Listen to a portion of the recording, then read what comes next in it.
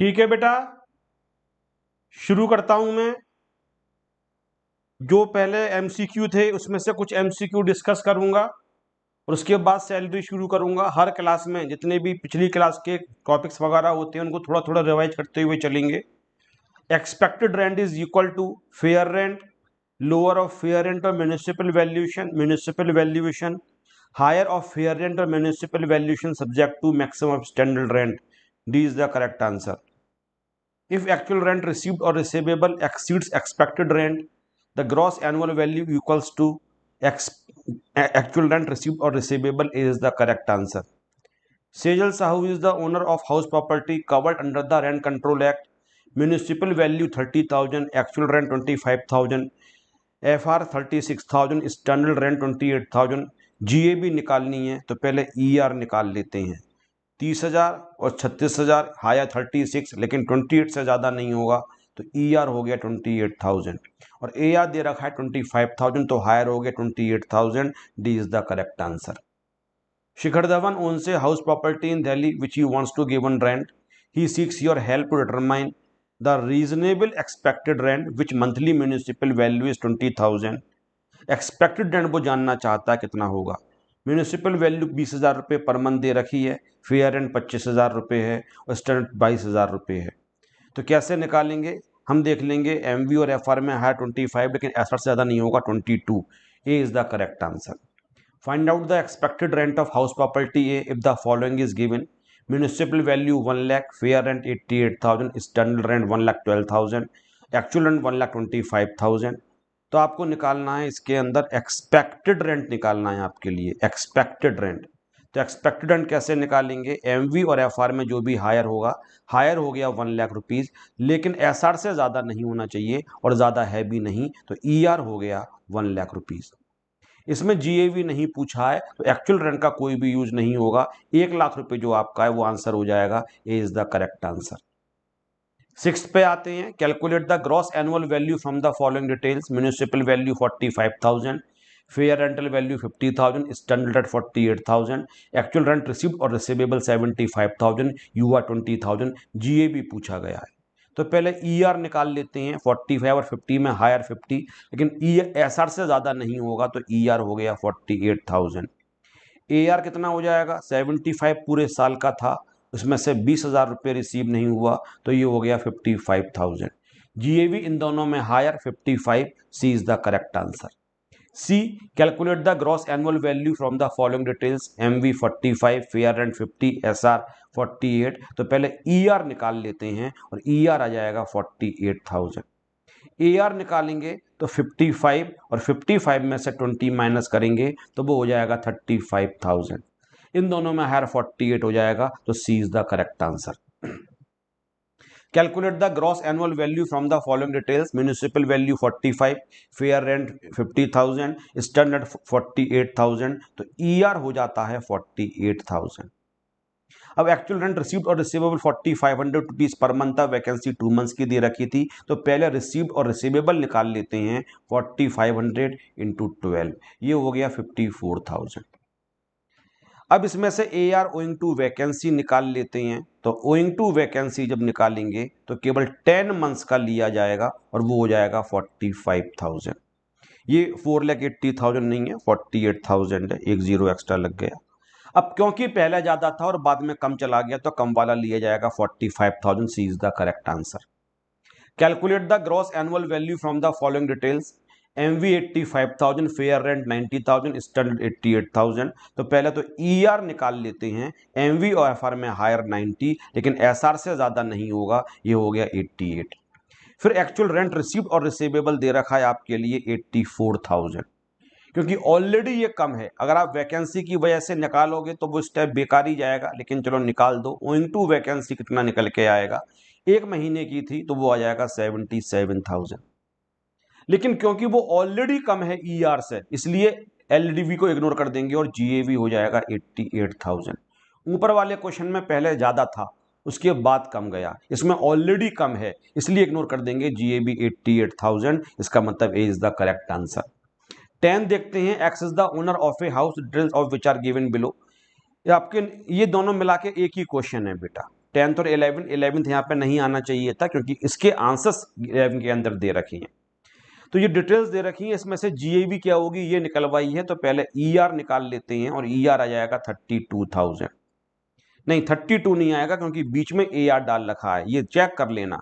MV और FR में है 36, लेकिन एसआर से ज्यादा नहीं हो सकता है, तो ईआर हो जाएगा 36,000, और एआर दे रखा है आपके लिए 32,000। तो इन दोनों में हायर हो गया 36,000, इसका मतलब A is the correct answer. तो हर क्लास से पहले मैं 10 एमसीक्यू डिस्कस करूंगा हाउस प्रॉपर्टी के। आज मैंने पिछली क्लास में इंटरेस्ट के क्वेश्चंस डिस्कस किए थे, आज ये वाले क्वेश्चंस डिस्कस कर लिए।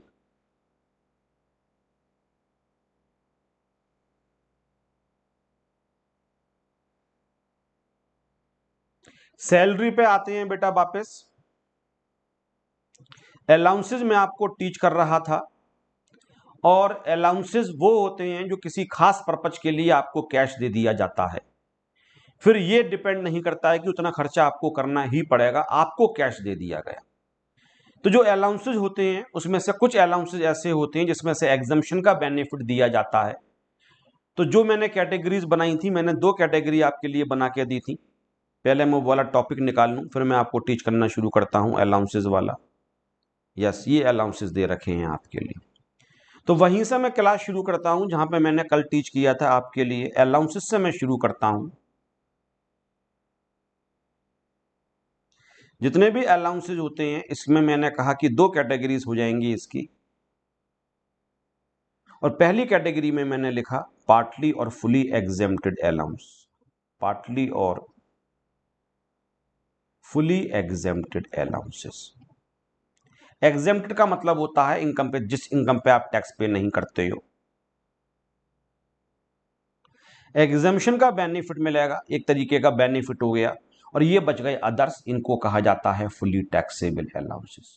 जो भी बच जाएंगे वो हमेशा फुली टैक्सेबल होंगे। जो भी मैं टीच नहीं करूंगा, इस तरीके से समझ लो, एग्जम्पशन के लिए टीच नहीं करूंगा, वो फुली टैक्सेबल हो जाएंगे। तो जो एग्जेम्प्टेड अलाउंसेस होते हैं, इसका जो सेक्शन होता है 10 क्लॉज 14 होता है, और रूल होता है 2BB। अब इसकी 2 कैटेगरीज होती हैं, ध्यान से देखना, इसकी 2 कैटेगरीज होती हैं। पहली कैटेगरी मैंने टीच करी थी और मैंने कहा था allowances for the official purposes. Sir आपने कल तो एक ही कैटेगरी बनाई थी जानबूझ के, क्योंकि धीरे धीरे से टीच किया जाता है, आराम आराम से। Allowances for the official purposes, या ऑफिस की ड्यूटीज को परफॉर्म करने के लिए जो अलाउंस मिलता है वो आ जाता है। और यहां जो एग्जम्पशन मिलेगा वो एक्चुअल एक्सपेंडिचर्स पर डिपेंड करेगा। जो भी खर्च कर दोगे, तो एग्जम्पशन के आगे लिखा था actual amount incurred for specified purpose या ऑफिशियल पर्पज।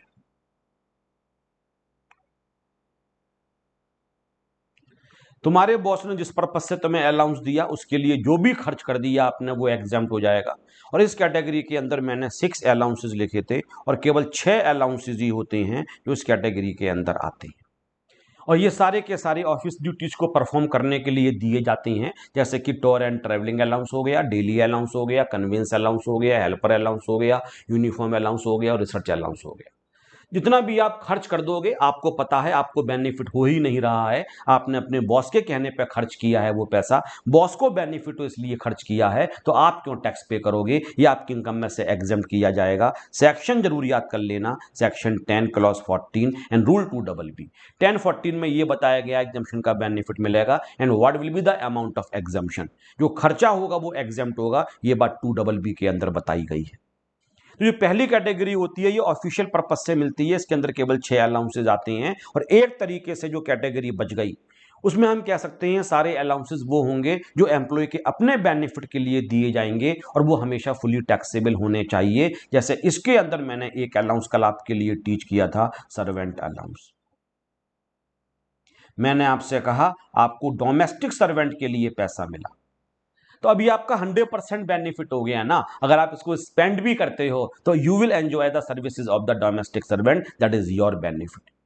फिर मैंने कहा था कि अगर फिक्स मेडिकल अलाउंस मिलता है इस कैटेगरी के अंदर, अगर आदमी बीमार पड़ा तो इलाज करवाने की जिम्मेदारी तो खुद की थी ना, बॉस ने पैसा दिया हुआ है स्टार्टिंग में, इट इज फुली टैक्सेबल। इस मैं ये बताने की कोशिश कर रहा हूं कि इनको फुली टैक्सेबल क्यों किया जाता है। इसी तरीके से यहां पे एक लंच और टिफिन अलाउंस होता है। बॉस अगर लंच और टिफिन के लिए आपको पैसा देता है तो ये आपका पर्सनल बेनिफिट है। अगर उस पैसे में से आप खाना खाते भी हो तो फिर वो आपके स्टमक में गया, उसने आपकी एपेटाइट के लिए शांत किया, आपकी भूख के लिए शांत किया, आपको खुशी दी, इसलिए वो फुली टैक्सेबल होगा। जो पैसा अपने ऊपर आप खर्च कर रहे हो वो आपकी इनकम बन जाती है।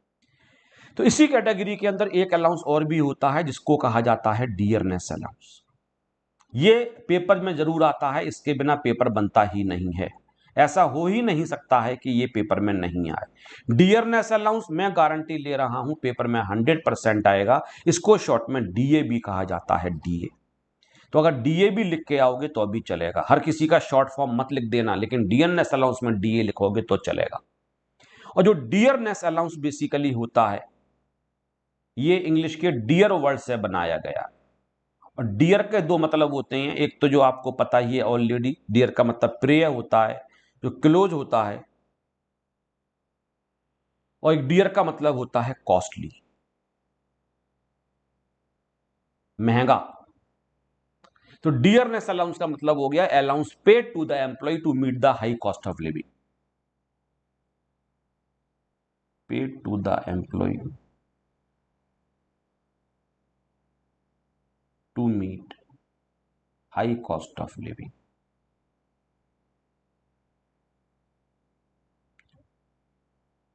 जो कॉस्ट ऑफ लिविंग है वो महंगाई की वजह से वो बढ़ती चली जा रही है, उसको मीट आउट करने के लिए अगर आपको कोई अलाउंस दिया जाता है उसको डियरनेस अलाउंस कहा जाता है। एक वर्ड के बहुत सारे मतलब होते हैं, तो डियर का एक मतलब कॉस्टली भी होता है। हाँ, ये अलग बात है, जो प्रिय होता है, क्लोज होता है, वो भी तो कॉस्टली ही होता है।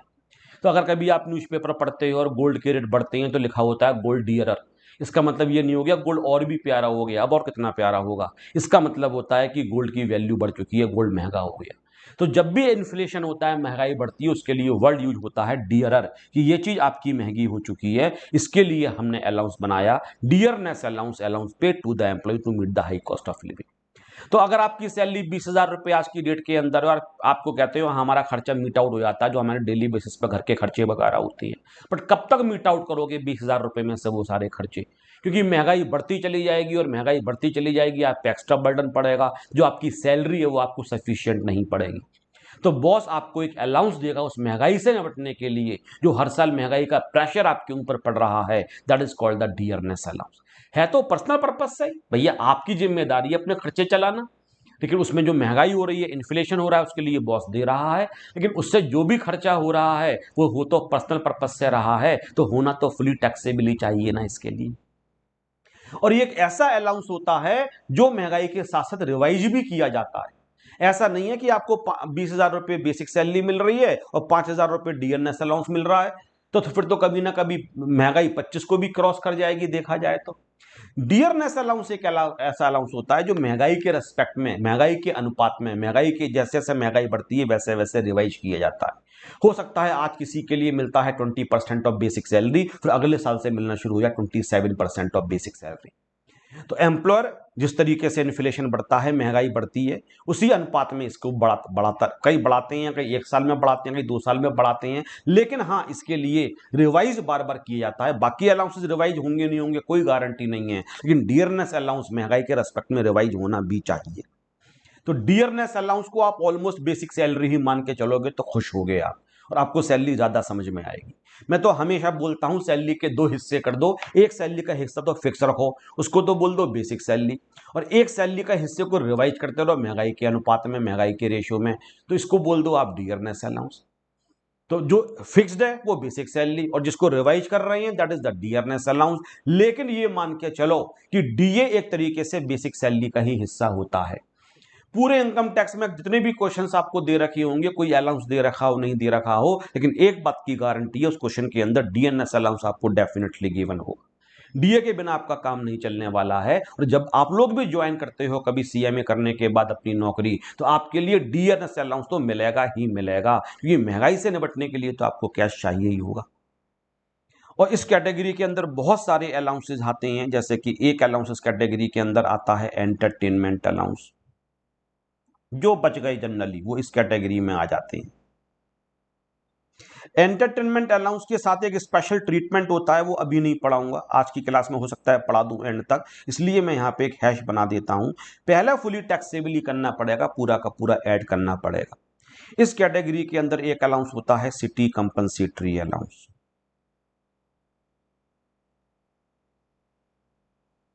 सिटी कंपनसेटरी अलाउंस, सीसीए कहा जाता है। तो सिटी कंपनसेटरी अलाउंस का मतलब होता है कि जब आपका एक महंगे शहर में आपकी पोस्टिंग कर दी जाती है, तो महंगे शहर के अपने और खर्चे होते हैं। महंगाई दो तरीके की होती है, एक तो महंगाई पैसे की वजह से महंगाई बढ़ रही है, हर जगह चीजें महंगी होती है, फ्यूल का रेट बढ़ गया तो वो पूरे इंडिया में बढ़ गया। लेकिन अगर आप सोचो एक छोटा सा शहर और दिल्ली के बीच में महंगाई में डिफरेंस होगा, दिल्ली के अंदर जो चीजें मिलती हैं वो महंगी होंगी छोटे शहरों के कंपैरिजन में। बड़े शहरों का रेंट ज्यादा होता है, छोटे शहरों में रेंट कम होता है। बड़े शहरों में चीज़ों का किराया ज़्यादा होता है, छोटे शहरों में एक से दूसरे जाने का जो ट्रांसपोर्टेशन होते हैं उसका किराया कम होता है। छोटे शहरों में रेस्टोरेंट में जाओगे तो सब्जी वगैरह सस्ती मिलेगी, बड़े शहरों में महंगी मिलेगी। ये वाली महंगाई नहीं है, डियरनेस है। दालें तो हर जगह महंगी हो रही हैं, लेकिन इसके बावजूद भी छोटे और बड़े शहर की महंगाई भी होती है। देखो सिटी कंपनसेटरी, सिटी को कंपनसेट कर रहे हैं यहाँ पे। अब छोटे शहर में जो रेस्टोरेंट खुला हुआ है वो छोटे से घर में खुला हुआ है, बिल्डिंग में खुला हुआ है, जो 10-15-20 लाख रुपए की आ जाएगी। अब दिल्ली में रेस्टोरेंट खोल रहा है कोई आदमी तो 1 करोड़ रुपए की बिल्डिंग खरीदता है, तो इंटरेस्ट कहां से लगाएगा? तो इंटरेस्ट को भी सब्जी और दाल की कॉस्ट के अंदर ऐड कर देगा। छोटे शहरों में जो वेटर होते होंगे उनकी सैलरी 6 से 7 हजार रुपए पर मंथ होती होगी, बड़े शहरों में वेटर की सैलरी 20-25 हजार रुपए है, वो कहां से निकालेगा? वो रोटी का रेट बढ़ा देगा, चावल का रेट बढ़ा देगा। तो एक बड़े शहर में आपकी पोस्टिंग होती है, तो बड़े शहर की महंगाई से निपटने के लिए आपको जो अलाउंस मिलता है that is called the city. है पर्सनल काम के लिए ही, आपकी महंगाई है आपको प्रभावित कर रही है, लेकिन बॉस आपके लिए एक पैसा दे रहा है, that is called the city compensatory allowance. तो इस कैटेगरी के अंदर बहुत सारे अलाउंसेज होते हैं, अभी मैं उनकी लिस्ट आपके लिए बताऊंगा। जितने भी बच जाएंगे वो इसी कैटेगरी के अंदर आएंगे। जैसा कल मैंने एक ड्रेस अलाउंस भी बोल दिया था, आया नहीं है, लेकिन अगर बोल दिया जाए तो इस कैटेगरी में जाए। तो हम आखिरी कैटेगरी को पूरा करें उससे पहले में एक बीच की कैटेगरी और होती है जिसमें से एग्जम्पशन का बेनिफिट दिया जाता है। उस कैटेगरी को कहा जाता है special allowances, prescribed allowances to meet personal expenses. Prescribed allowances to meet, या स्पेशल अलाउंसेस भी कह सकते हो, प्रिस्क्राइब्ड अलाउंसेस भी कह सकते हो, एक ही बात है।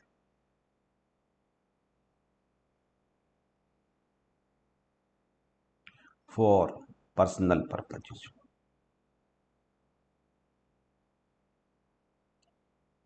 इसमें से एग्जम्पशन का बेनिफिट दिया जाएगा, और जो एग्जम्पशन का बेनिफिट दिया जाएगा इसके अंदर वो एग्जम्पशन का सेक्शन सेम रहेगा, सेक्शन 10 क्लॉज 14 और रूल 2 भी रहेगा। आप थोड़े से अभी कंफ्यूज हो गए, सर पर्सनल तो आप कह रहे हो हमेशा फुली टैक्सेबल हो जाते हैं, लेकिन अभी आपने यहाँ पे लिख दिया ऑफिशियल लिखा, हमें समझ में आया, आपने पर्सनल लिख दिया, लेकिन साथ में मैंने प्रिस्क्राइब भी तो लिखा, कुछ सारे नहीं। इसके अंदर 13-14 अलाउंसेज हैं केवल वो, उसके अलावा सारे तीसरी कैटेगरी में जाएंगे, लेकिन कुछ अलाउंसेज ऐसे हैं जो पर्सनल होने के बावजूद भी फुली टैक्सेबल किए गए। मैं अपनी बात को डिटेल में समझाऊंगा, लेकिन पहले अलाउंस लिख लूं फिर समझाऊंगा। जैसे कि इस कैटेगरी के अंदर अलाउंस है चिल्ड्रन एजुकेशन अलाउंस।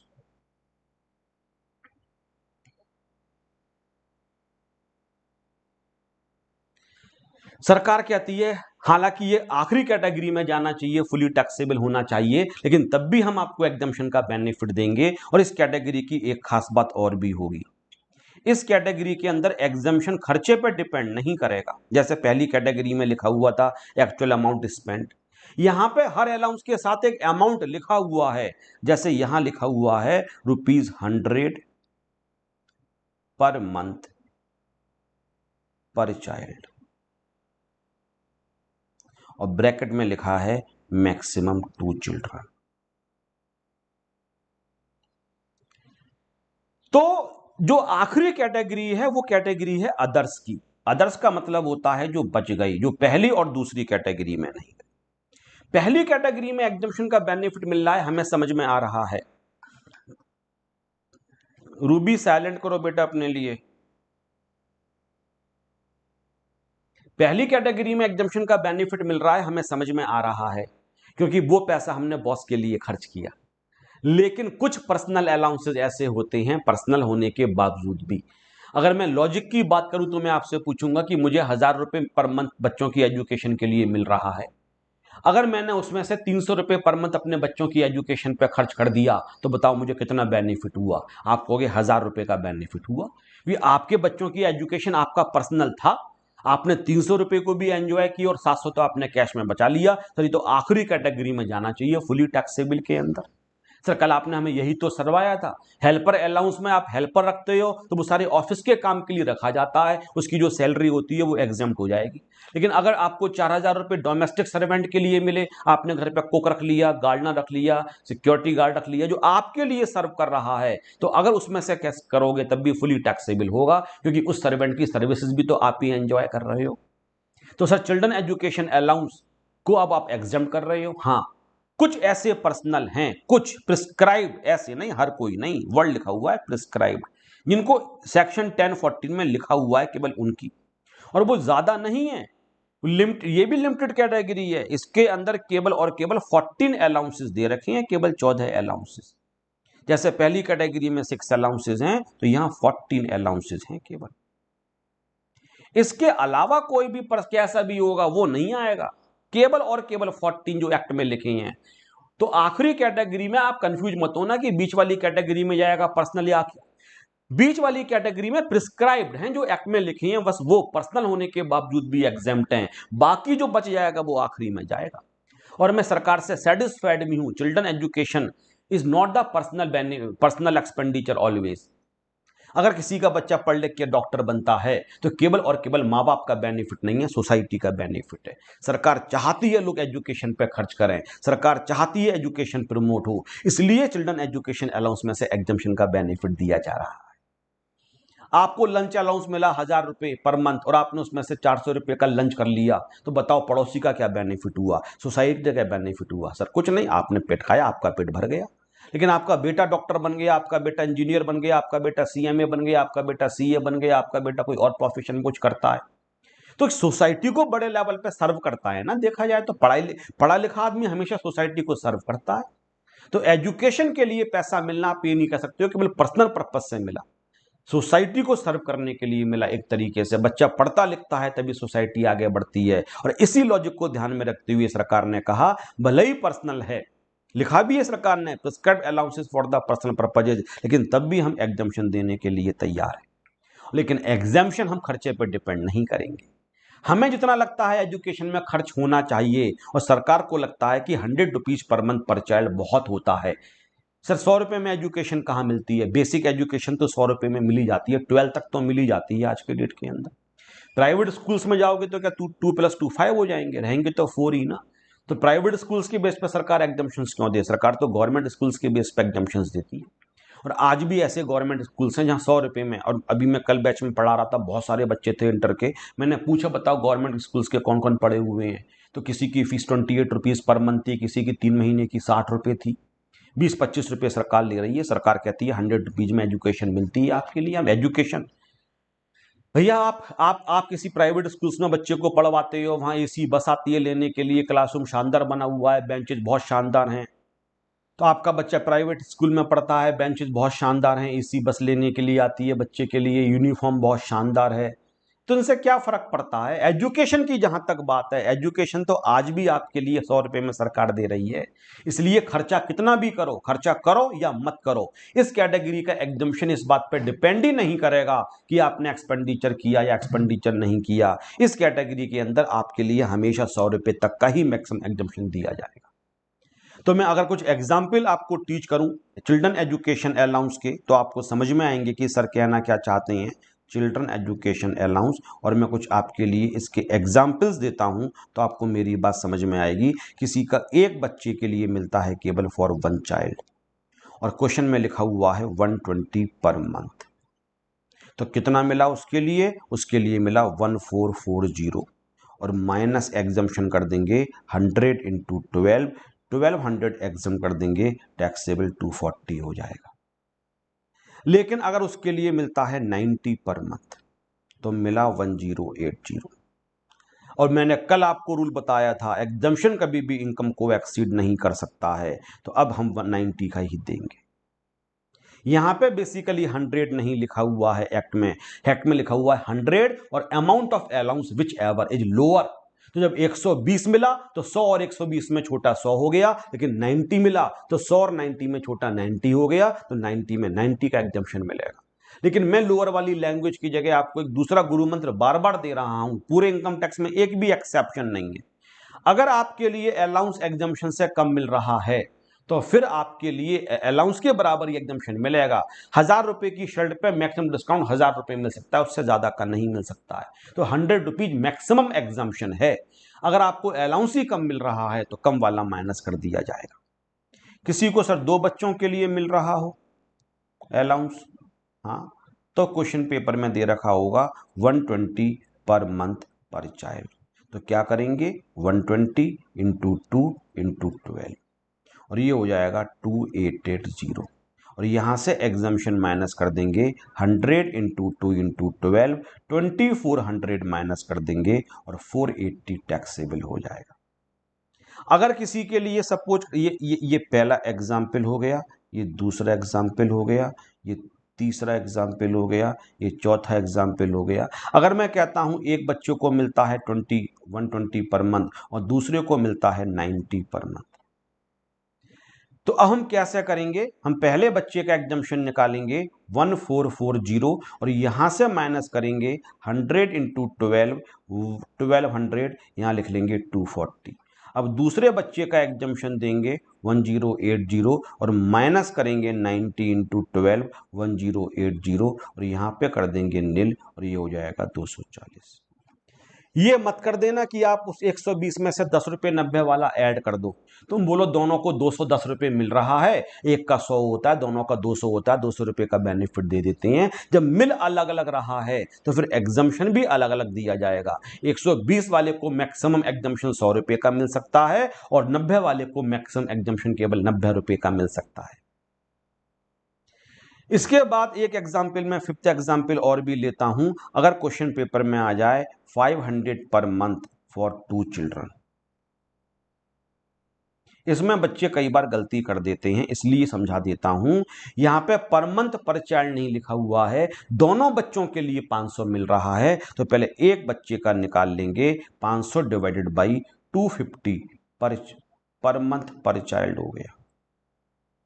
250 दोनों को मिला के मिल रहा है, तो अब मिला कितना 250 इंटू 2 इंटू 12 6000 रुपए और माइनस 100 इंटू 2 इंटू 12 2400 से ज्यादा का नहीं मिलेगा 3600। आप गलती क्या करोगे, अगर 2 से पहले डिवाइड नहीं करोगे तो 500 इंटू 2 कर दोगे। आप कहोगे 2 बच्चों के लिए मिला, लेकिन पर चाइल्ड लिखा ही नहीं है, पर मंथ दोनों बच्चों को मिला के 500 है। तो जब पर चाइल्ड नहीं लिखा हो तो पहले एक बच्चे का निकाल लेना, उसके बाद क्वेश्चन को सॉल्व करना। ये मेरी सिंसियर एडवाइस आप लोगों के लिए। 3 बच्चों का एग्जाम्पल मैं और दे देता हूं,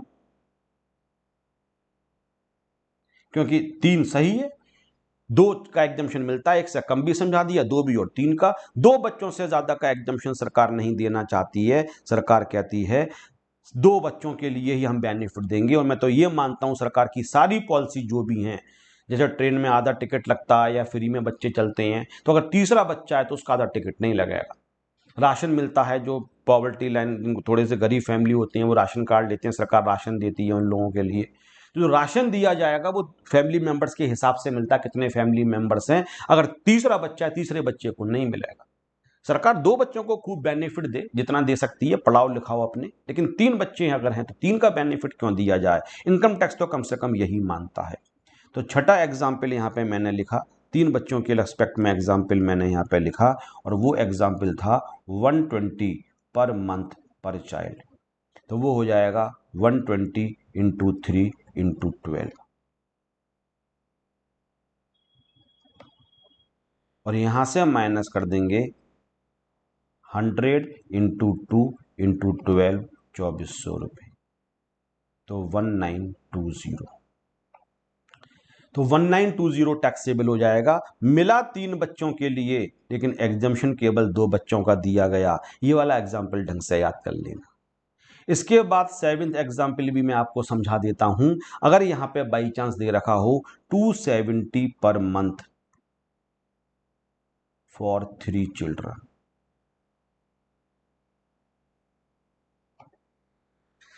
तो फिर आप ऐसा मत, आप ना समझना, एक के लिए 100 का, दो के लिए 200 का, 270 इंटू 12 कर देते हैं सर। पर मंथ तीनों का मिलाकर 270 मिल रहा है।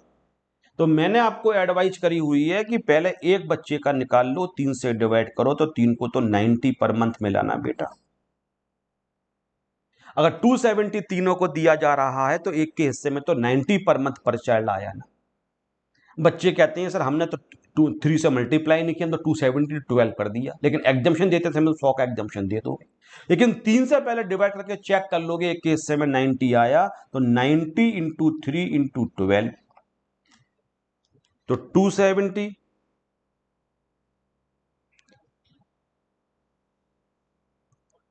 ये हो गया 3240, और माइनस, तो 90 अगर एक बच्चे को मिल रहा है तो 90 का ही तो एग्जाम्शन मिलेगा, 2160 को मिलेगा, और 1080 टैक्सेबल हो जाएगा।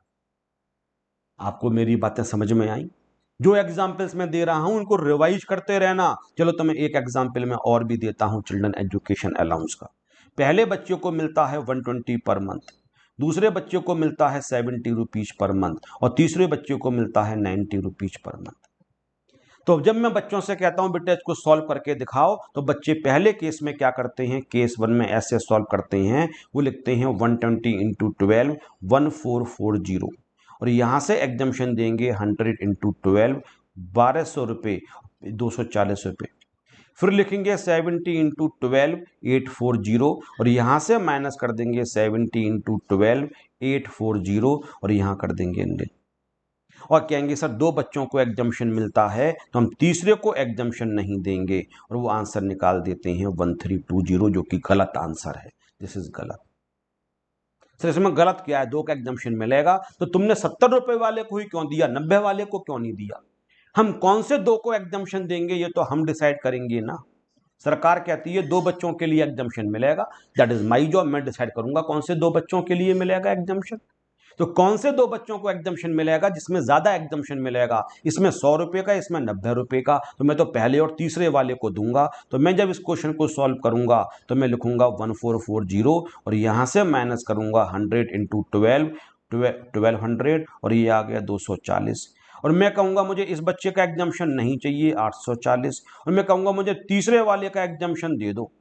पहले ही वाले दो का मिलेगा, ये कहां लिखा है, दो का मिलेगा ये लिखा हुआ है, इसका मैंने 1080, इसका नील कर दिया।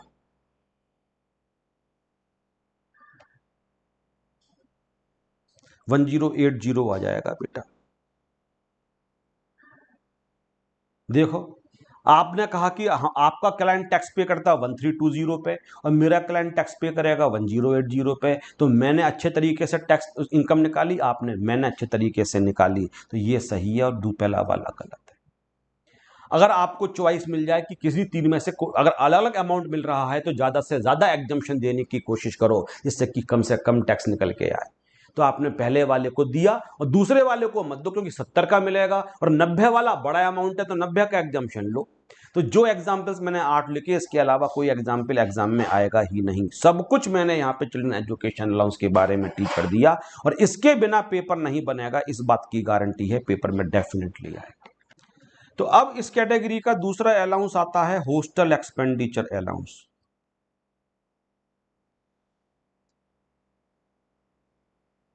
ये भी एजुकेशन के लिए दिया जा रहा है। अगर बच्चे हॉस्टल्स में रह के पढ़ रहे हैं तो आप पैसा खर्च कर सकते हो। तो अगर बॉस हॉस्टल में बच्चे पढ़ते हैं उसके लिए पर मंथ एक फिक्स अमाउंट पहले ही दे देता है, तो वो आपका एग्जाम्शन सरकार देती है 300 पर मंथ पर चाइल्ड।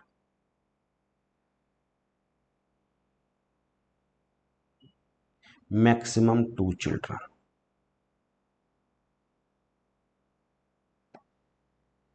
तीसरा, इसके एग्जाम्पल तो सेम रहेंगे, और तीसरा अलाउंस इस कैटेगरी के अंदर है, उसको कहा जाता है transport allowance.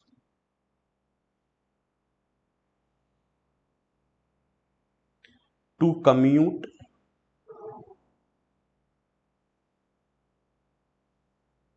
Between residence to office and back. देखो पहली कैटेगरी में दो अलाउंसेस थे, tour and travelling allowance and conveyance allowance. तो टूर एंड ट्रैवलिंग, कन्वेंस और ये ट्रांसपोर्ट, ऐसा लगता है कि इन तीनों का मतलब एक ही है, एक जगह से दूसरी जगह जाना। टूर एंड ट्रैवलिंग में आप शहर से बाहर जा रहे हो, या तो ट्रांसफर हो रहा है तो रास्ते में ट्रांसफर के जो खर्चे होते हैं, या फिर आप ऑफिस के काम से कहीं बाहर जा रहे हो। कन्वेंस अलाउंस आप अपने शहर में ही अगर ऑफिस के पर्पज से यहां से वहां जाते हो, उसके लिए कन्वेंस अलाउंस हो गया। लेकिन ट्रांसपोर्ट अलाउंस की डेफिनेशन होती है केवल और केवल घर से ऑफिस जाने के लिए, ऑफिस से घर जाने के लिए, और ये आपका पर्सनल खर्चा है। ऑफिशियल का मतलब होता है आप ऑफिस में एंट्री करते हो, उसके बाद आपका बॉस कहता है चलो ये वाला काम कर लाओ। लेकिन आप ऑफिस जा रहे हो, वो तो आपका पर्सनल है ना, ऑफिस पहुंचना। ऑफिस की ड्यूटी के लिए कहां है वो? ऑफिस की ड्यूटी तो वो होती है बॉस कहता है ये काम कर दो, ये तो आप पैसा कमाने के लिए ऑफिस में जा रहे हो। तो अगर बॉस इस काम के लिए आपको कोई कैश पर मंथ दे रहा है, that is called the transport allowance. फिर चाहे आप आओ चाहे मत आओ, आप बिल्कुल बगल में रहते हो तब भी आपको ट्रांसपोर्ट अलाउंस मिल सकता है। ट्रांसपोर्ट अलाउंस का जो एग्जम्पशन होता है वो केवल तभी मिलता है जब एम्प्लॉय ब्लाइंड होता है,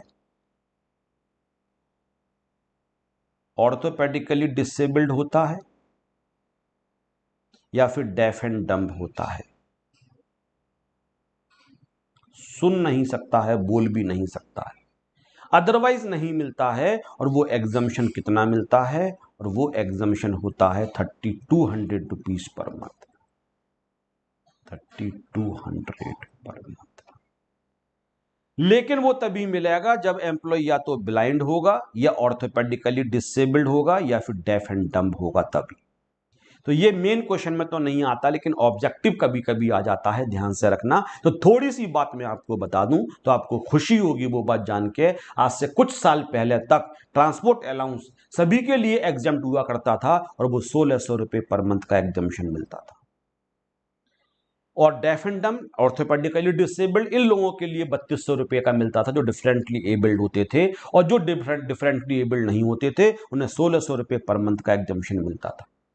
तो हर आदमी अपने बॉस से कहता था सर हमें ट्रांसपोर्ट अलाउंस दे दो। भले ही वो ऑफिस के बगल में रहता है तब भी कहता है ट्रांसपोर्ट अलाउंस दे दो। और कितना ले लेता है बॉस से? 1600 रुपए पर मंथ बॉस से। क्या सर मेरी बेसिक सैलरी कम कर दो आप?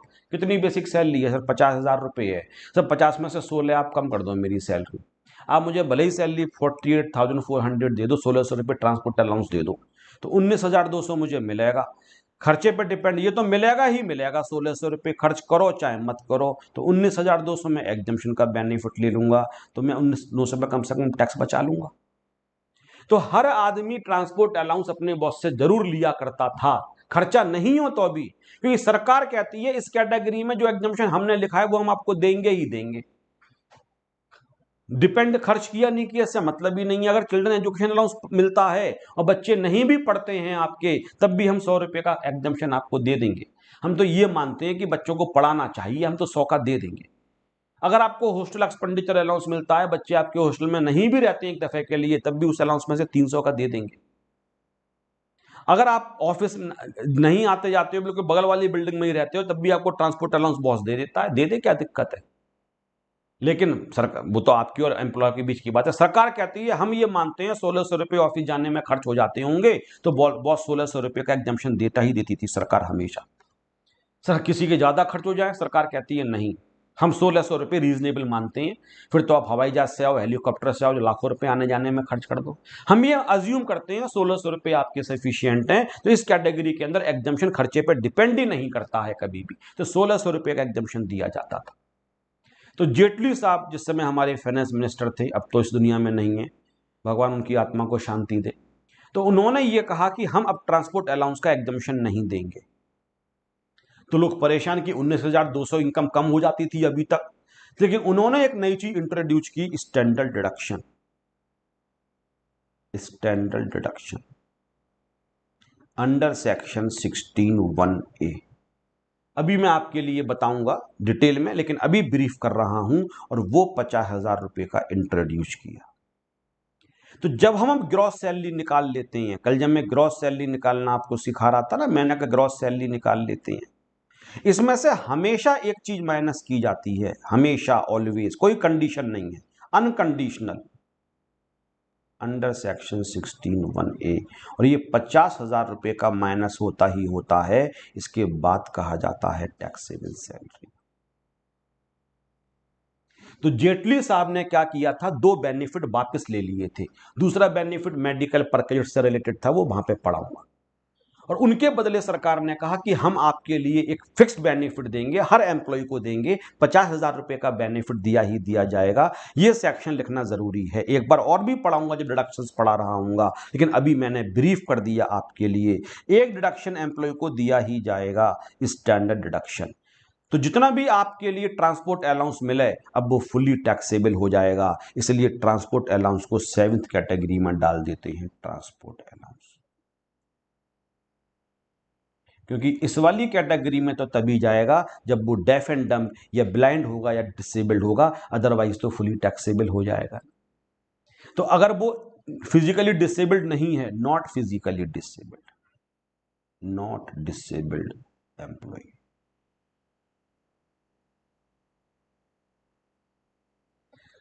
तो अब ये 50 का बेनिफिट ये मत समझना कि इनको नहीं मिलेगा ब्लाइंड को, क्योंकि इनको एग्जम्पशन मिल गया। इनको एग्जम्पशन भी मिलेगा, 50 का बेनिफिट भी मिलेगा। 50 के बेनिफिट में कोई कंडीशन है ही नहीं। हर एम्प्लॉय को 50,000 रुपए का बेनिफिट तो दिया ही जाता है, स्टैंडर्ड डिडक्शन कहा जाता है इसके लिए। और सेक्शन 16 क्लॉज 1A याद करना बेहद जरूरी है, और ये हर हालत में असेसी के लिए दिया ही जाएगा, एम्प्लॉय के लिए दिया ही जाएगा। तो अब जब भी मैं क्वेश्चन बोलूंगा तो बोलूंगा टैक्सेबल सैलरी निकालो, तो पहले तो ग्रॉस सैलरी निकाल लेना, फिर 50,000। हालांकि 50,000 रुपए से कम मिल सकता है, 50 बोल दिया जाता है, लेकिन बेसिकली ये मैक्सिमम है। सर ये कैसे पॉसिबल है? बिल्कुल पॉसिबल है। अगर किसी की सैलरी ही 50,000 रुपए से कम निकल के आए ग्रॉस सैलरी, उस केस में फिर आपके लिए 50 का नहीं मिल पाएगा। इसलिए एक्ट में लिखा हुआ है मैक्सिमम 50,000 रुपए का मिलेगा। तो हमें तो 50 का ही मिलेगा, लेकिन बाई चांस किसी का ऐसा हो जाए कि सैलरी जो है वो 50 से ही कम, ग्रॉस सैलरी 50 से कम निकल के आ जाए, तो उसको कम वाला दिया जाएगा। वैसे 50,000 रुपए का बेनिफिट दिया जाता है। तो ट्रांसपोर्ट अलाउंस पहले बीच वाली कैटेगरी में था, सरकार एग्जम्पशन का बेनिफिट देती थी 1,600 रुपए का, और डिसेबल्ड जो होते थे उनको 3,200 रुपए का। तो 3,200 वाला तो अभी भी है, लेकिन 1,600 रुपए वाला सरकार ने खत्म कर दिया, क्योंकि 50,000 रुपए का एक बहुत बड़ा बेनिफिट देना शुरू किया। इसलिए ट्रांसपोर्ट अलाउंस अब आखिरी वाली कैटेगरी के अंदर पहुंच गया। सर कितने अलाउंसेज हैं? 14 अलाउंसेज हैं। मैंने पहले ही कहा कि 14 अलाउंसेज इस कैटेगरी के अंदर दे रखे हैं, लेकिन आपको 14 नहीं करने हैं, 5-6 करने हैं बस केवल। लेकिन बताना इसलिए जरूरी था कि आप ये कंफ्यूजन नहीं हो जाओ कि कोई अलाउंस इधर वाली कैटेगरी में जाएगा या आखिरी वाली में जाएगा। बीच वाली कैटेगरी में 14 ही अलाउंसेस जा सकते हैं, प्रिस्क्राइब्ड जो है। इसके अलावा कोई भी पर्सनल होगा वो जा ही नहीं सकता है, वो हमेशा आखिरी कैटेगरी के अंदर जाएगा। तो यहां पे नेक्स्ट अलाउंस दे रखा है, इसको कहा जाता है हिल एरिया कंपनसेटरी अलाउंस।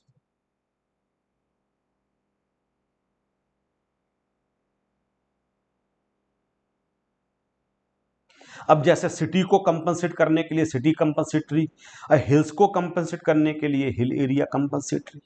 अब किसी आदमी की हिल्स पे पोस्टिंग हो जाती है तो लाइफ बहुत टफ हो जाती है। हिल एरिया में लाइफ नॉर्मल लाइफ के कंपैरिजन में टफ डेफिनेटली होती है।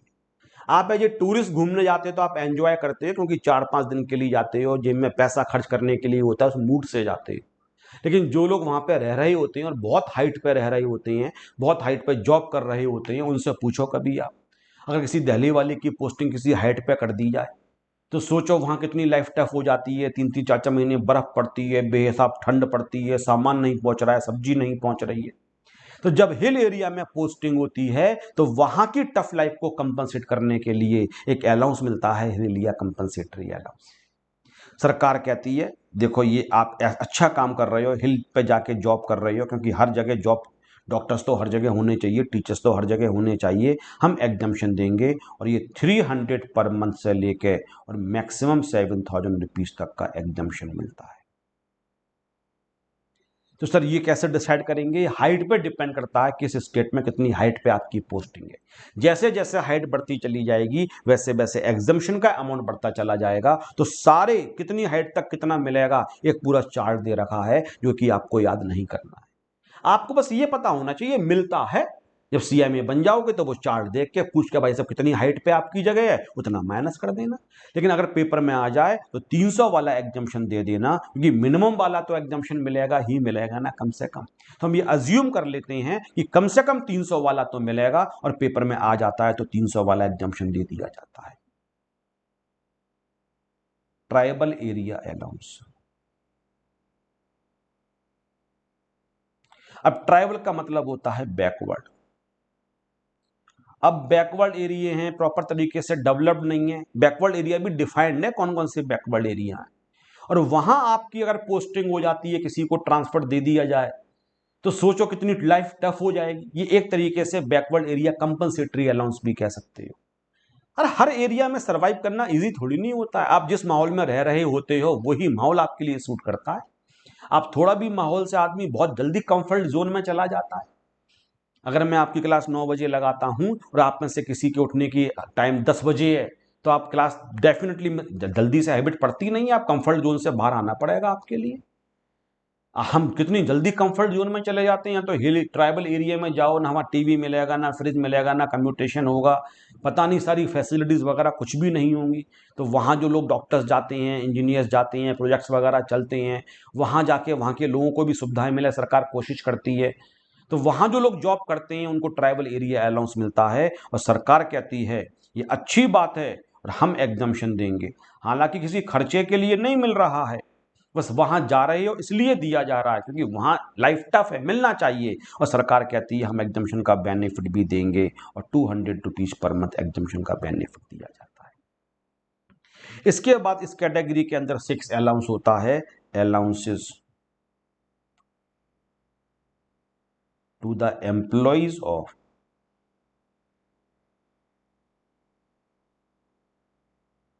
Transport corporation.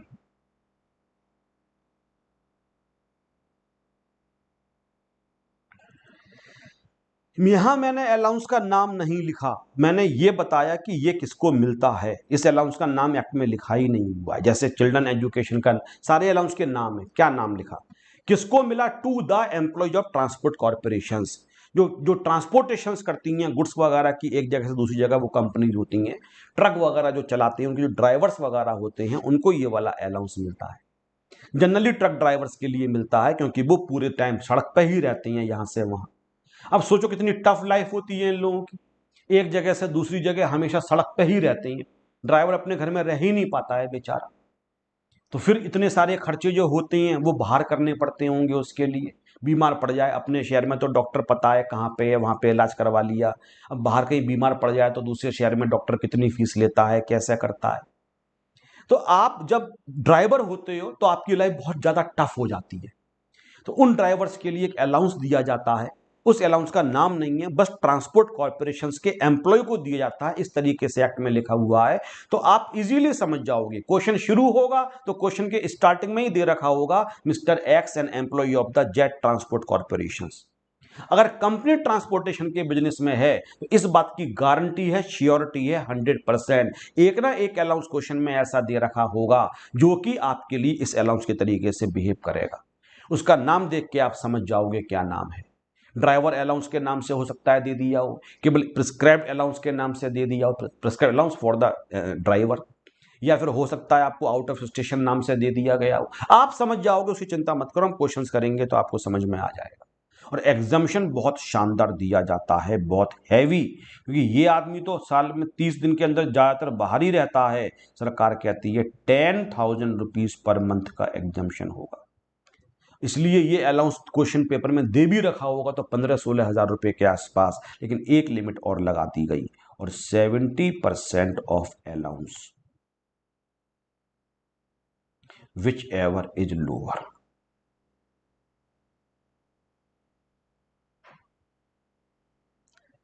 तो अब मैं एग्जाम्पल समझाता हूं आपके लिए, इसकी 2 एग्जाम्पल्स में समझाऊंगा तो आपको समझ में आ जाएगा। पहले एग्जाम्पल में मैंने आपसे कहा कि इसके लिए जो मिलता है वो मिलता है, सपोज करते हैं 12,000 रुपीज पर मंथ। तो मैं आपको ट्रांसपोर्ट एम्प्लॉयज को जो मिलता है उसका एग्जाम्पल दे रहा था। 12,000 रुपीज पर मंथ मिलता है, तो एक साल में मिला 1,44,000। अब एग्जाम्शन खर्चे पर डिपेंड नहीं करेगा, मिलेगा ही मिलेगा और उतना ही मिलेगा जितना एक्ट में लिखा हुआ है। और कितना मिलेगा? 10,000 पर मंथ। तो 1,20,000 तो ये निकाल लो, और 70% ऑफ 1,44,000, 1,08,000। और इन दोनों में देख लो छोटा क्या है, 1,08,000। तो टैक्सेबल हो जाएगा 43,200, क्योंकि लोअर कौन सा आ गया? 1,08,000। लेकिन अगर उसके लिए मिलता है 20,000 रुपए पर मंथ, 20,000 पर मंथ, तो कितना मिला? 2,40,000। तो एग्जम्पशन कितना देंगे? एक लिमिट तो फिक्स्ड है, 10,000 इंटू 12, 1,20,000, और 70% ऑफ 2,40,000, 1,68,000। अब इन दोनों में लोअर क्या हो गया? 120 हो गया। तो अब यहां पे एक 20 माइनस कर देंगे, तो फिर आ जाएगा टैक्सेबल 1,20,000। तो क्या कंक्लूजन निकाला? ये एग्जाम्पल्स इसके दे रखे हैं, इसके एग्जाम्पल्स हैं।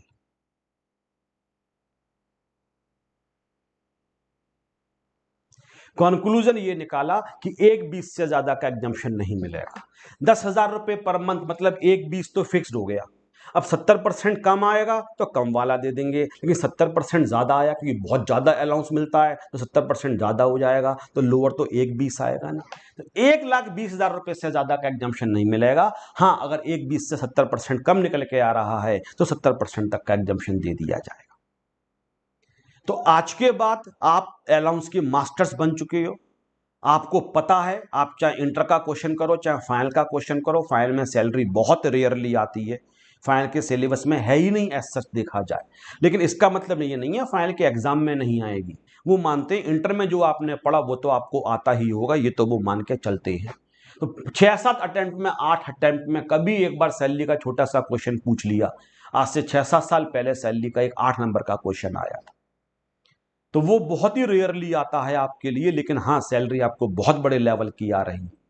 3 कैटेगरीज होती हैं। एक कैटेगरी में ऑफिशियल पर्पज के अलाउंस को एग्जाम कर दिया जाता है, और वो खर्चे पर डिपेंड करता है। ये बात लॉजिकल है, क्योंकि खर्चे पर डिपेंड करना इसलिए जरूरी है क्योंकि जो अमाउंट हमने बॉस के ऊपर खर्च कर दिया, हम उस पर क्यों टैक्स पे करें। इसके अलावा सारे अलाउंस टैक्सेबल होने चाहिए क्योंकि एम्प्लॉय के बेनिफिट होता है, लेकिन तब भी उसमें से 14 अलाउंसेस में सरकार बेनिफिट देना चाहती है, केवल 14 अलाउंसेस। इसके अलावा जो बच जाएंगे वो सारे टैक्सेबल हो जाएंगे, और उन 14 के अंदर children education allowance, hostel expenditure allowance, transport allowance, hill area, tribal और अलाउंस फॉर द ड्राइवर्स। लेकिन बाकी आपको याद नहीं करनी है, बस पढ़ लो एक बार। क्वेश्चन में नहीं आते हैं, कभी आप 10 ईयर्स हम करेंगे तो आपको मिलेगा कभी नहीं आए। हम बस पढ़ लो कौन कौन से लिखे हैं एक बार बस। एक नंबर कभी एमसीक्यू आया तो याद आ जाएगा, अदरवाइज देखो चिल्ड्रन एजुकेशन टीच कर दिया, हॉस्टल टीच कर दिया, ट्रांसपोर्ट कर दिया, ये ट्रांसपोर्ट एम्प्लॉयज के लिए कर दिया, हिल एरिया कर दिया, ट्राइबल एरिया कर दिया। अब इस तरीके से बॉर्डर एरिया या रिमोट एरिया या डिफिकल्ट एरिया या डिस्टर्ब एरिया अलाउंस होता है। अब जो बॉर्डर एरिया पे जो लोग रहते हैं या डिफिकल्ट एरिया जो होते हैं, जहाँ पे बॉर्डर से जितने कि पाकिस्तान के साथ, अब वहाँ पे जिन लोगों की पोस्टिंग होती है उनकी लाइफ हमेशा डिफिकल्टी में रहती है, तो उनको डिफिकल्ट एरिया अलाउंस बोल दो उसके लिए। तो ये किसी खर्चे के लिए नहीं मिल रहा है, आप समझो बात के लिए। बॉस आपको भेज रहा है तो आपको मोटिवेट करना पड़ेगा। आपको एक फिक्स अमाउंट पर मंथ दे दिया, देखा जाए तो फुली टैक्सेबल होना चाहिए, कोई खर्चा है ही नहीं है, तो बस वहां जा रहे हो इसलिए आपको दिया जा रहा है। लेकिन सरकार कहती है वहां हर आदमी जाने से मना कर देगा तो उस एरिया के अंदर जाएगा कौन? हम एग्जम्पशन का बेनिफिट भी देंगे, और 200 रुपए से लेकर 1,300 रुपए तक का। अब वो किस एरिया में डिपेंड करता है, वो कम डिफिकल्ट है ज्यादा डिफिकल्ट है। तो हमारी 200 रुपए से लेकर 1,300 रुपए तक की रेंज दे रखी है, तो आपको याद नहीं करना है। प्रैक्टिकल क्वेश्चन कभी नहीं आएगा, एमसीक्यू भी बहुत ही रेयर कभी नहीं आता है, लेकिन मैं इसलिए पढ़वा रहा हूं कि सैलरी जितनी पढ़ सकते हो उतनी पढ़ लो इंटर के ऊपर। कंपनसेटरी फील्ड एरिया अलाउंस 2,600 रुपए होता है।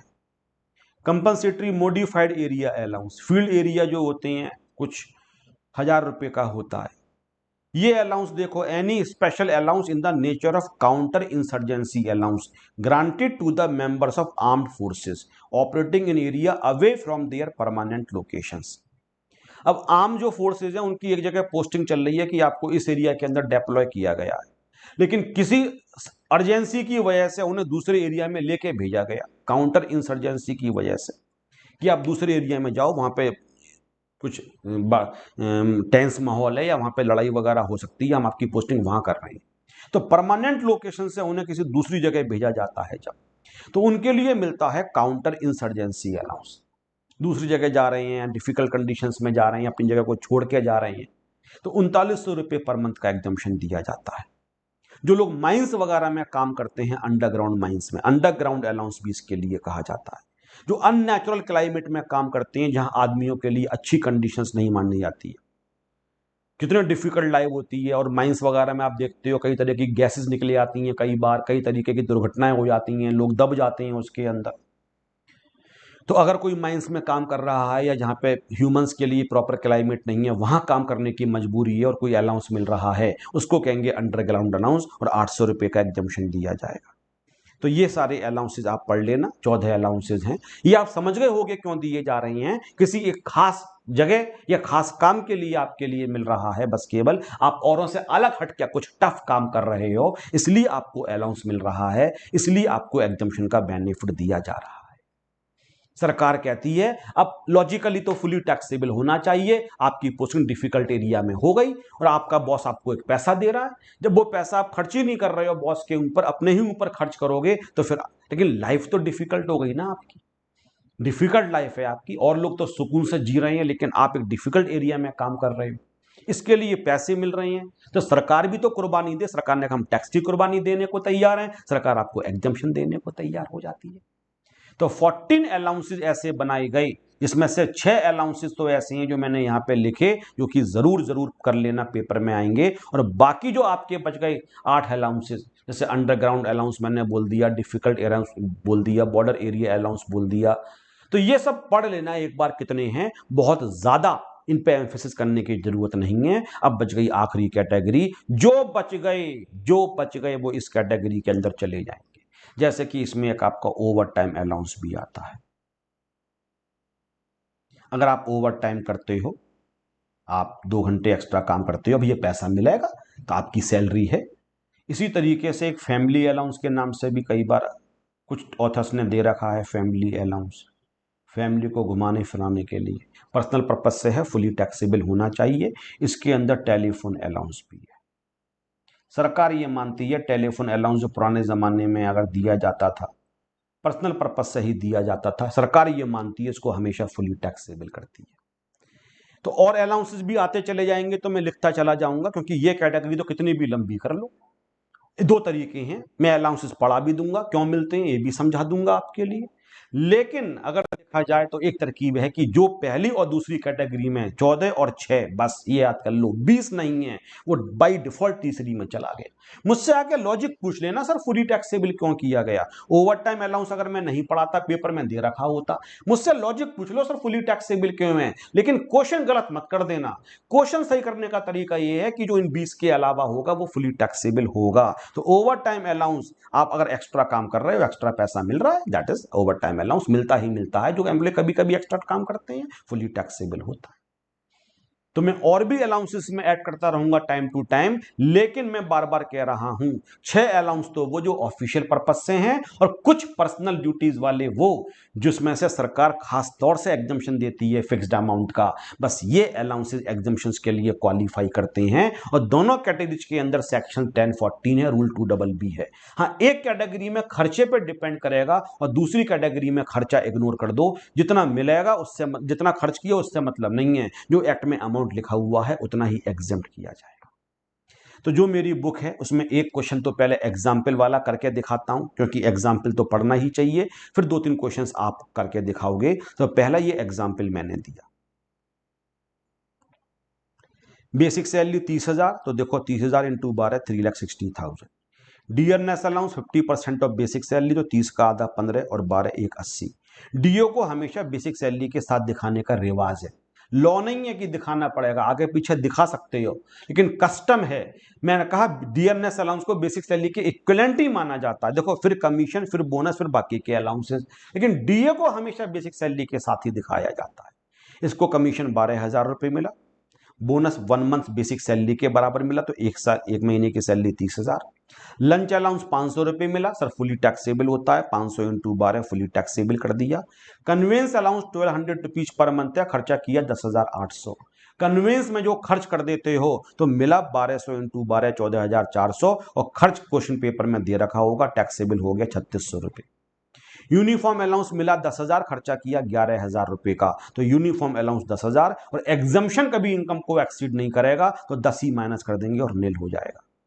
इसके बाद चिल्ड्रन एजुकेशन अलाउंस 300 रुपए पर मंथ पर चाइल्ड दे रखा है, अच्छी बात है, तो 300 into 12 into 3 10,800 minus exemption 100 into 12 into 2 2400 रुपए, और टैक्सेबल हो गया 8,400। ट्रांसपोर्ट अलाउंस में आजकल बहुत देता हूं क्योंकि पहले एग्जाम्प्ट होता था, अब फुली टैक्सेबल कर दिया गया है, तो 2200 इंटू 12 24,600। ये आ गई ग्रॉस सैलरी। लेकिन अब हम जितने भी क्वेश्चंस करेंगे उसमें से यहां माइनस कर देंगे standard deduction under section 16(1)(a) 50,000 रुपए का। इनकम आ जाएगी 5,76,400, और इसको बोल दिया जाएगा टैक्सेबल सैलरी। हर एम्प्लॉय को 50,000 रुपए तक का डिडक्शन दिया ही जाता है, ये एक बहुत बड़ा रिलीफ है सैलरीड एम्प्लॉय के लिए। बिजनेसमैन तो 50 तरीके से टैक्स कम कर लेता है, लीगली भी खर्चा वगैरह होता है, लेकिन सैलरीड एम्प्लॉय वाले कहते हैं सर हम में तो जो आता है सब नंबर 1 में आता है, पूरा टैक्स पे करना पड़ता है। तो थोड़ा महंगाई की वजह से बर्डन वगैरह, सरकार ने कहा 50,000 रुपये हर आदमी को बेनिफिट दिया ही जाएगा। और मोर ओवर ट्रांसपोर्ट अलाउंस को तो टैक्सेबल करके सरकार ने एक चीज़ तो वैसे ही उनके लिए सरदर्द दे दिया था, टैक्सेबल टैक्स पे करना पड़ेगा, तो बदले में एक बड़ा बेनिफिट दे दिया, 50,000 रुपये तक आपकी इनकम माफ कर दी जाएगी। जितने भी क्वेश्चंस मैं भी करवाऊंगा इसमें ग्रॉस सैलरी पूछी गई है, लेकिन निकालनी आपको टैक्सेबल सैलरी है। इसमें आपसे पूछी गई है ग्रॉस सैलरी, लेकिन निकालनी आपको टैक्सेबल सैलरी है। तो पहले ये 2 क्वेश्चंस आप जल्दी से सॉल्व करो, आप आंसर निकालो, फिर मैं आंसर निकालूंगा, उसके बाद मैं आगे चलूंगा आपके साथ। यहीं सॉल्व कर देता हूं इस क्वेश्चन के लिए।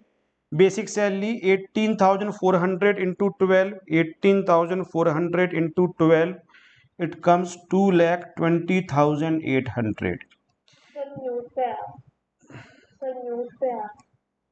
ओके बेटा, तो basic salary 18,400 into 12, 2,20,800। Dearness allowance 8,200 into 12, 8,200 into 12, it comes 98,400। इसके बाद 1.5% of the turnover, 40 lakh turnover है, तो ये हो जाएगा बेटा 60,000 रुपीज। फिक्स मेडिकल अलाउंस हमेशा फुली टैक्सेबल होता है, तो ये हो जाएगा 7,200। Hill area compensatory allowance 4,500 into 12, 5,400, और यहां से माइनस कर देंगे 300 इंटू 12, 3,600, तो ये 1,800 रुपीज टैक्सेबल हो जाएगा। Tribal area allowance 350 per month, 4,200, और यहां से माइनस करेंगे 200 इंटू 12, 2,400, तो 1,800 रुपये टैक्सेबल हो जाएगा बेटा। इसके बाद चिल्ड्रन एजुकेशन अलाउंस 200 पर मंथ पर चाइल्ड। यहाँ पे बच्चों का कितने बच्चे थे ये नहीं दिया, आपने कितने बच्चे मान के किया है बेटा? एक माना है, चलो ठीक है, 1 चाइल्ड अज्यूम कर लेते हैं। 250 इंटू 12, 3,000 माइनस 100 इंटू 12, 2,400 रुपये, नहीं ऊपर वाला 3,000, 1,200 रुपये आएगा बेटा, ये 1,200 रुपये, तो ये हो गया 1,800 रुपये।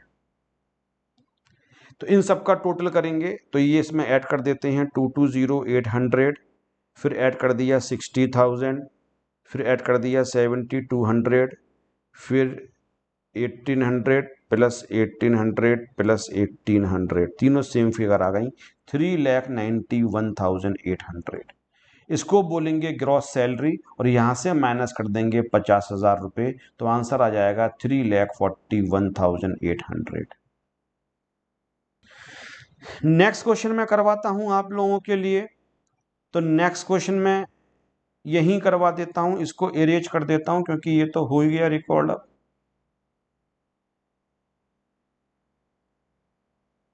बाकी तो मैं उस पेज पे करवा दूंगा, ये दो यहाँ पे करवा दूं तो 30,000 into 12 3,60,000। Dearness allowance 1,44,000। 2% on purchase 70 lakh 70,000 1,40,000।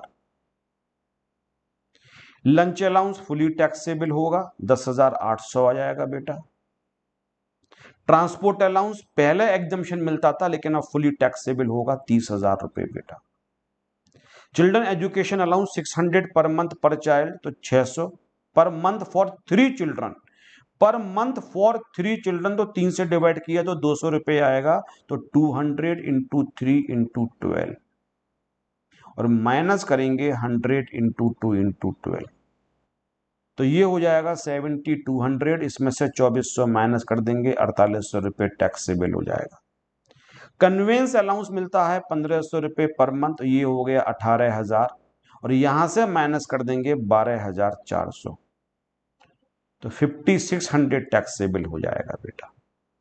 इन सबका टोटल कर लेते हैं, तो टोटल करेंगे तो कितना आएगा 3,60,000 और प्लस कर देंगे 1,44,000 plus 1,40,000 plus 10,800 plus 30,000 plus 4,800 plus 5,600 6,95,200 और यहां से माइनस कर देंगे स्टैंडर्ड डिडक्शन 50,000 रुपए तो 6,45,200 and this is the answer of the second question.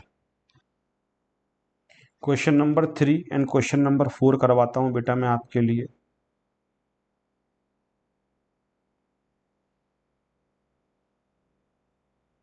Question number 3, Gauri provides following information, basic salary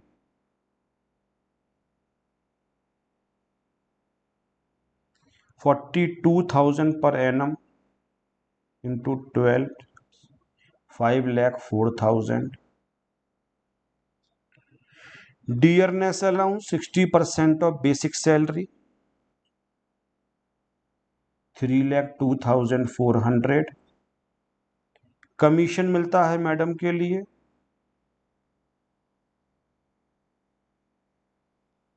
commission 15,000 rupees fix commission मिल रहा है। सर्वेंट अलाउंस मिलता है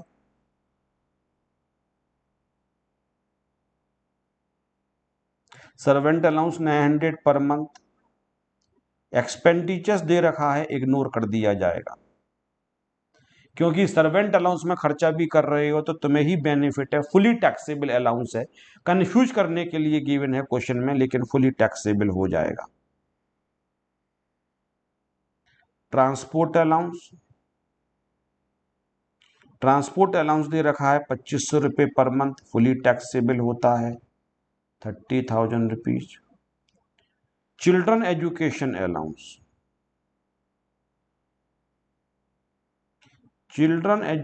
allowance 90 rupees per month per child for 3 children into 3 into 12 तो ये हो जाएगा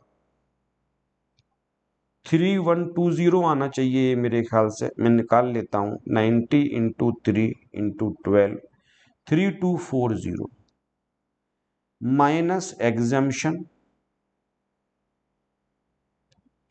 under rule 2BB 90 into 2 into 12 2160 और taxable हो जाएगा 1080।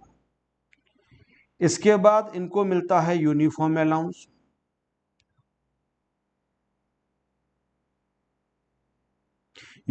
अलाउंस मिला 10,000 पर एनम, एक साल का 10,000 minus exemption under rule 2BB जो खर्च कर दिया गया होगा और खर्च कर दिया गया है इसके अंदर 9,500 तो 500 रुपये टैक्सेबल हो गया। तो ग्रॉस सैलरी कितनी हो जाएगी, ग्रॉस सैलरी में निकाल लेता हूं 5,04,000 plus 3,02,400 plus 15,000 plus 10,800 plus 30,000 plus 1080। ये बेटा हो गया 863,280 और यहां से माइनस करेंगे स्टैंडर्ड डिडक्शन। प्रेजेंट करने का तरीका, लिखने का तरीका सब देखते रहो। 50,000 और इसको बोल देंगे टैक्सेबल सैलरी, जिस इनकम पे टैक्स पे करना पड़ता है 8,13,280 and this is the answer, जो आपको पूरे मार्क्स दिलवाएगा 8,13,280। मैं अपनी कैलकुलेशन भी एक बार 5,04,000 का कितने पर 780 आएगा क्या 280 की जगह पे? 780 आएगा।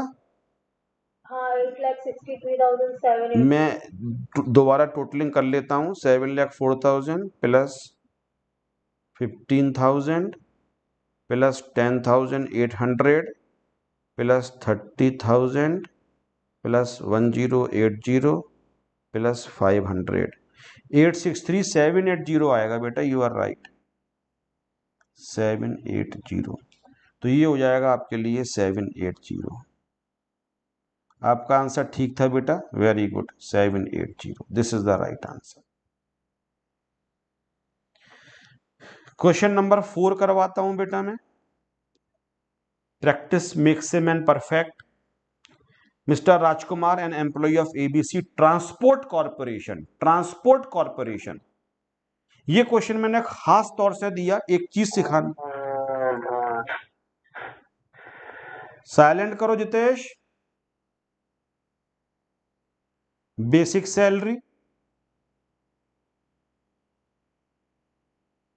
वो दे रखी है 22,000 per month, 2,64,000। Dearness allowance 50%, 11,000 into 12, 1,32,000। Fixed medical allowance fully taxable होता है बेटा, और वो दे रखा है 1,200 इंटू 12, 14,400। अब यहां ट्रांसपोर्ट एम्प्लॉय अलाउंस, ट्रांसपोर्ट नहीं ट्रांसपोर्ट एम्प्लॉय अलाउंस, और मैंने कहा था आपसे, आप क्वेश्चन में जैसे ही देखोगे नाम में ट्रांसपोर्टेशन लिखा होगा, ट्रांसपोर्ट अलाउंस नहीं है, ट्रांसपोर्ट एम्प्लॉय अलाउंस है। जो ट्रांसपोर्ट के एम्प्लॉय होते हैं, ट्रांसपोर्ट तो वो होता है घर से ऑफिस, ऑफिस से घर जाने के लिए। ट्रांसपोर्ट एम्प्लॉय अलाउंस जो ट्रांसपोर्टेशन में इन्वॉल्व है, ड्राइवर 1,80,000, और यहां से माइनस करेंगे exemption under rule 2BB। Working notes में भी निकाल सकते हो या फिर आप वहां पर भी दिखा सकते हो, मैं तो वर्किंग नोट्स में निकाल सकता हूं। 10,000 इंटू 12, ये तो फिक्स रहता है 1,20,000, और 70% ऑफ द अलाउंस, 70% ऑफ 1,80,000, 1,26,000। इन दोनों में लोअर हो गया 1,20,000, तो यहां पे 1,20,000 माइनस कर देंगे और ये आ जाएगा 60,000। इसके बाद दे रखा है चिल्ड्रन एजुकेशन अलाउंस,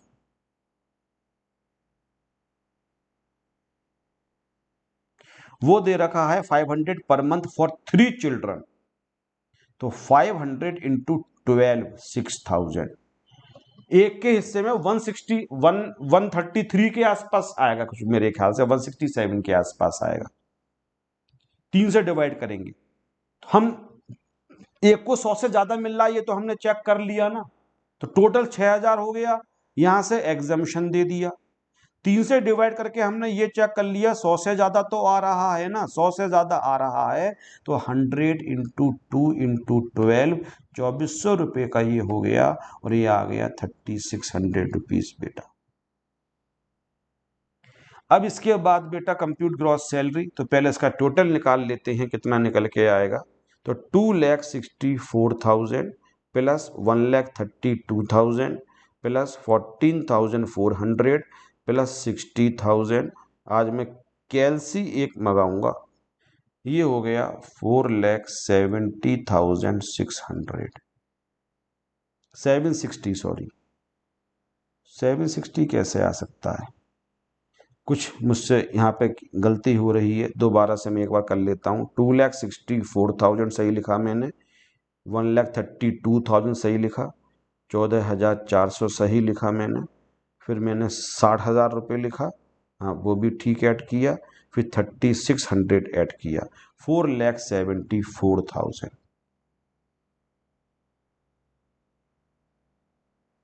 इसको बोलते हैं ग्रॉस सैलरी। माइनस करेंगे,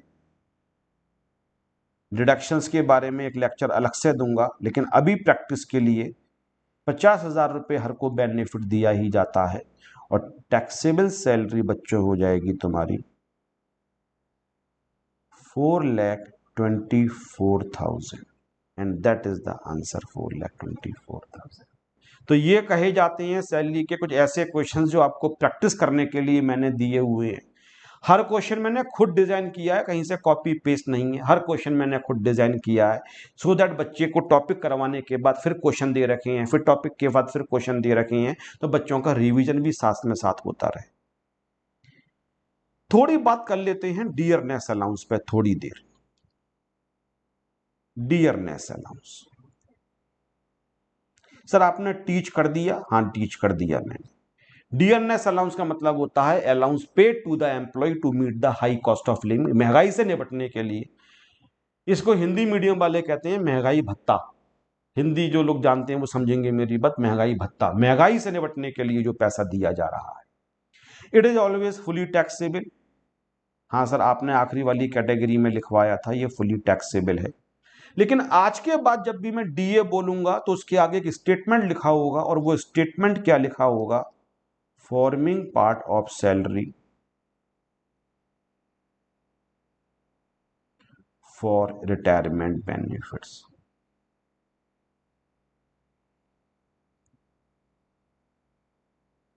या फिर इसके आगे ब्रैकेट में लिखा होगा not forming part of salary, not forming part of salary for retirement benefits. आज के बाद जितने भी क्वेश्चंस होंगे आप ये समझ लो ये स्टेटमेंट जरूर दे रखा होगा। जैसे कि अब आगे जो क्वेश्चंस मैंने दिया, जैसे कि ये क्वेश्चन सैलरी का है, इसमें डीए दे रखा है आपके लिए 50% एंड 12,000 पर month as basic salary, DNS allowance per month DNS, और ब्रैकेट में 50% फॉर्मिंग है। केवल फॉर्मिंग लिखने से काम चल जाता है, लेकिन मतलब होता है forming part of salary for retirement benefits. यहाँ पे भी 50% फॉर्मिंग, यहाँ पे भी 50%, यहाँ पे भी 50%, यहाँ पे 30% is considered for the purpose of retirement benefits. तो आगे से जब भी क्वेश्चन पेपर में डीए दिया जाएगा तो ब्रैकेट में लिखा होगा, या तो ये वाला स्टेटमेंट लिखा होगा या इसके नीचे वाला फॉर्मिंग या नॉट फॉर्मिंग। इसका क्या मतलब होता है, मैं जॉब करने के लिए गया, मुझसे कहा गया मिस्टर बंसल आपकी बेसिक सैलरी है 40,000 रुपये पर मंथ। मैंने कहा बहुत अच्छी बात है। बोले हम आपको डीए देंगे 20,000 रुपये पर मंथ। मैंने कहा बहुत अच्छी बात है। बात होती रही, फिर मैंने कहा यहाँ पे प्रोविडेंट फंड भी तो होता होगा। बोले हाँ प्रोविडेंट फंड बनाया जाता है, प्रोविडेंट फंड है। तो मैंने पूछा प्रोविडेंट फंड में आप कितना कंट्रीब्यूट करोगे, प्रोविडेंट फंड में आप कितना डालोगे? तो उन्होंने कहा प्रोविडेंट फंड में हम डालेंगे 12% ऑफ सैलरी। मैंने बताया था मेरा बॉस एक फंड बनाएगा, फंड मेरे बुढ़ापे के लिए, 60 की एज के बाद के लिए, और अपनी जेब से एक पैसा हमेशा इसमें डालता रहेगा। तो आपका राइट होता है, आप ये पूछ सकते हो कि सर जी ये बताओ कि फंड में कितना पैसा डाला जाता है। वो कहते हैं हम 12% ऑफ सैलरी डालते हैं। तो मैंने पूछा कि सैलरी सर, इस सैलरी का मतलब क्या है, कौन सा डालते हो आप, बेसिक सैलरी का या डीए का? तो वो कहते हैं डीए को देख लो समझ में आ जाएगा।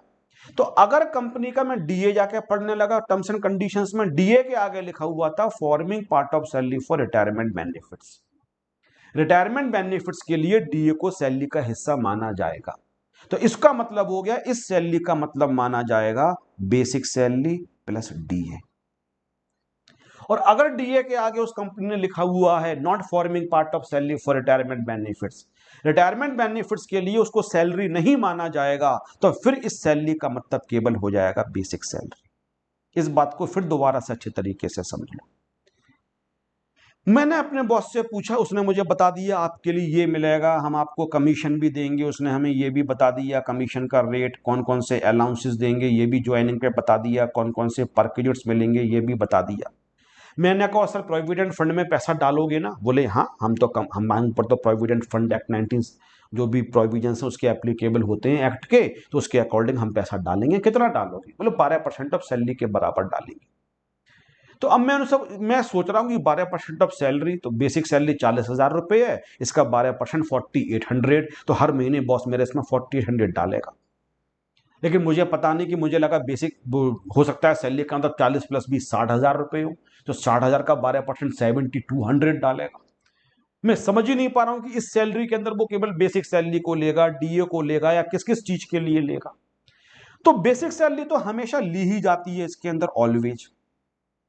अब डीएस के अंदर वो लेगा नहीं लेगा मेरा बॉस, ये क्या डिपेंड करेगा? तो मैं मुझसे पूछता हूं कि इस कंपनी का डीए का क्या रूल है? तो वो कहता है forming part of salary for retirement benefits. Retirement benefits के लिए वो सैलरी के बराबर माना जाता है, तो फिर इस सैलरी का मतलब हो जाएगा बेसिक सैलरी प्लस डीए का 12% डालेगा। और मेरा बॉस कहता है कि हमारी कंपनी के डीए का मतलब होता है not forming part of salary for retirement benefits. Main salary में तो मिल रहा है, लेकिन हम प्रोविडेंट फंड में सैलरी का मतलब निकालेंगे तो हम डीए को तुम्हारी सैलरी नहीं मानेंगे, केवल बेसिक सैलरी को मानेंगे, तो केवल 40,000 रुपए का 12% इसके अंदर जाएगा। तो ये स्टेटमेंट ये बताता है जो रिटायरमेंट फंड्स आपके बनाए जा रहे हैं उसमें जो पैसा डाला जा रहा है उसके लिए केवल बेसिक सैलरी को ही सैलरी माना जा रहा है या बेसिक सैलरी प्लस डीए को सैलरी माना जा रहा है। कई बच्चे कंफ्यूज होते हैं कि not forming part of salary का मतलब हो गया डीए सैलरी का हिस्सा नहीं है। सैलरी का हिस्सा है, सैलरी का हिस्सा है। रिटायरमेंट बेनिफिट्स के लिए सैलरी नहीं माना जाएगा, वैसे सैलरी का हिस्सा है। जैसे कि सपोज करते हैं मुझसे यहाँ पे टैक्स पढ़ते हैं जो बच्चे मेरी क्लास में, लोकेश पढ़ता है, सपोज करते हैं रूबी पढ़ती हैं, जितेश पढ़ते हैं, सागर पढ़ता है, हरकीरत पढ़ता है। मेरे टैक्स की क्लास में मैं अपनी कोचिंग में कॉस्ट भी चलाता हूं, रजिस्टर में एक ही बना रहा हूं बस, केवल दोनों का अलग नहीं बना रहा हूं। तो लोकेश दोनों पढ़ता है, रूबी भी दोनों सब्जेक्ट पढ़ती है, जितेश भी दोनों पढ़ते हैं, सागर भी दोनों पढ़ते हैं। हरिकर कहता है मुझे सर आपकी कोचिंग में कॉस्टिंग समझ में नहीं आई, मैं कॉस्टिंग नहीं पढ़ूंगा। तो मैंने इसी में लिख दिया not forming part of class for cost accounting. अब मैं बच्चों से पूछता हूं बताओ टैक्स में मुझसे कितने बच्चे पढ़ते हैं? बच्चे कहते हैं आपके पास 5 बच्चे टैक्स के पढ़ते हैं। मैं कहता हूं लेकिन हरकीरत तो क्लास का हिस्सा ही नहीं है। बोले नहीं सर आप गलत समझ रहे हो, टैक्स का हिस्सा तो है लेकिन कॉस्टिंग के लिए वो क्लास का हिस्सा नहीं है, टैक्स के लिए तो वो क्लास का हिस्सा है। तो मैं जब कहता हूं DA not forming part of salary, तो वो सैलरी का हिस्सा तो है, लेकिन रिटायरमेंट बेनिफिट जो होते हैं प्रोविडेंट फंड वगैरह, ग्रेचुटी वगैरह बहुत सारे, इसकी जब कैलकुलेशन की जाती है कितना फंड बनाया जाए, वहां सैलरी के मतलब में हम इसको सैलरी नहीं मानेंगे, बेसिक सैलरी को सैलरी मानेंगे। हाँ अगर फॉर्मिंग लिख दिया जाएगा तो यहां तो सैलरी है ही, लेकिन रिटायरमेंट बेनिफिट्स के लिए भी सैलरी माना जाएगा। तो आज के बाद जब भी क्वेश्चंस में दूंगा तो मैं डीए के आगे हमेशा दूंगा आपके लिए फॉर्मिंग या नॉट फॉर्मिंग, कंफ्यूज मत होना, हमेशा सैलरी में ऐड करना पड़ेगा, हमेशा फुली टैक्सेबल होगा। बस ये रिटायरमेंट ये तो बस इतना बता रहा है कि पीएफ में बॉस कितना पैसा डाल रहा है, बस इसके अलावा कोई और मतलब नहीं है इसका। तो सैलरी का हिस्सा है, क्वेश्चन में दूंगा तो आपको फुली टैक्सेबल करना पड़ेगा, चाहे फॉर्मिंग दे रखा हो चाहे नॉट फॉर्मिंग दे रखा हो। इस इंफॉर्मेशन के साथ नेक्स्ट क्लास का टॉपिक मैं आपको बता दूं जिसका नाम होता है हाउस रेंट अलाउंस।